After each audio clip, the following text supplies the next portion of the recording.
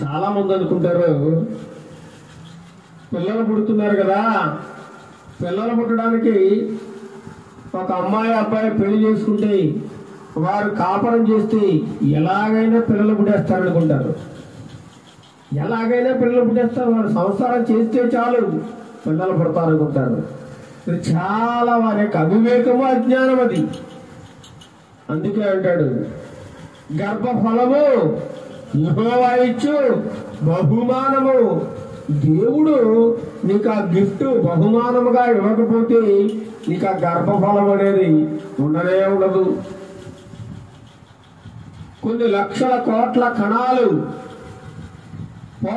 పోట్లాడి శరీరంలో ప్రవేశించి అనేక రకాల కణాలు నిర్జీవమై చనిపోతూ ఉన్నప్పుడు ఒకే ఒక్క కణము బతికి బయటపడి ఆ యొక్క స్త్రీ గర్భములోకి అండాశయము ద్వారా వెళ్ళి బతుకుతుందండి. ఒకే ఒక కణము.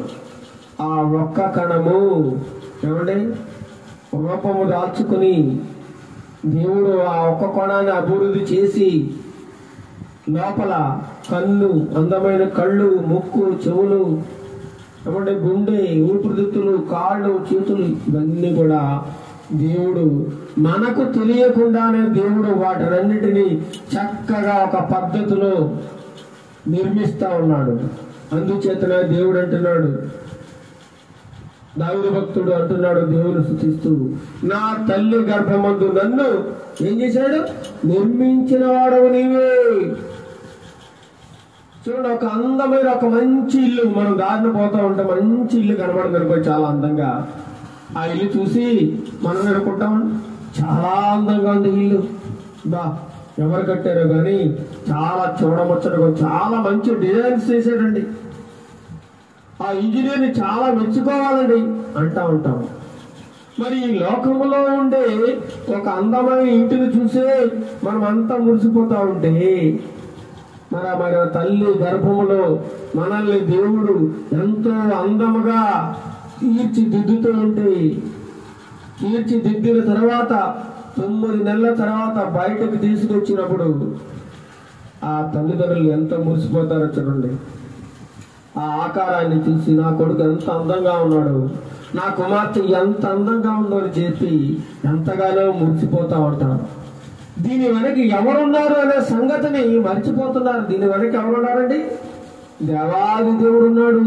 దేవాది దేవుడు, ఆ దేవాది దేవుడు కొన్ని లక్షల కోట్ల కణములు వృధాగా పోయినప్పుడు ఒకే ఒక్క కణాన్ని దేవుడు బ్రతికించి భూమి మీదకి తీసుకొచ్చాడు. అదే నువ్వు నేను మనందరం కూడా. అందుకే అంటున్నాడు దావీదు భక్తుడు, నా తల్లి గర్భమందు నన్ను నిర్మించిన వాడవు నీవే. 14వ వచనం చదవండి. నీవు నన్ను కలుగజేసిన విధము చూడగా భయములు ఆశ్చర్యములు నాకు పుట్టుచున్నవి. అయ్యో బాబో దేవుడు, ఎంత గొప్ప దేవుడు ప్రభువా, నాకు ఇంత అందమైన ముక్కు ఎలా పెట్టావయ్యా.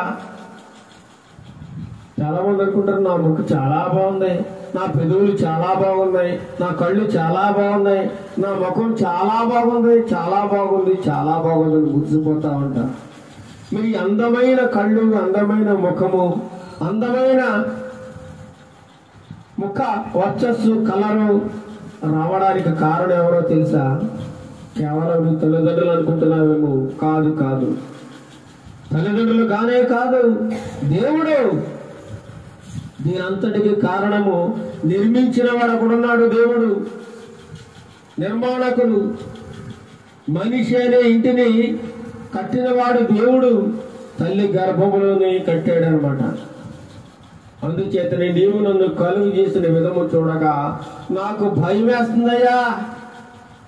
ఏటైనా నన్ను ఇంత గొప్పగా చేశావు, ఇంత గొప్ప బలం ఇచ్చావు, ఇంత మంచి కాళ్ళు చేతులు ఇచ్చావు, ఇంత మంచి ఆరోగ్యం ఇచ్చావు, చక్కని కళ్ళు ఇచ్చావు, ఎంత గొప్ప దేవుడు అయ్యా అని దావీదు భక్తుడు దేవుని కొనియాడుతూ ఉన్నాడు. మరి మనం ఎప్పుడైనా దేవుణ్ణి ఎప్పుడైనా అడిగామండి, అయ్యా నన్ను ఇంత చక్కగా భూమి మీద తీసుకొచ్చినందుకు నీవు వందనాలయ్యా అని ఎప్పుడైనా మనం దేవుని స్తుతించామా? లేదండి. దావీదు స్తుతిస్తా ఉన్నాడు, నువ్వు నన్ను కలుగు చేసిన విధము చూడగా నాకు భయం కలుగుతుంది. ఆశ్చర్యం అయిపోతుంది. ఆశ్చర్యం. ఒక చిన్న కణము ఇంత 6 అడుగుల మనిషి, 5 అడుగుల మనిషిని, 70-80 కేజీల మనిషిని తయారు చేస్తా ఉంది.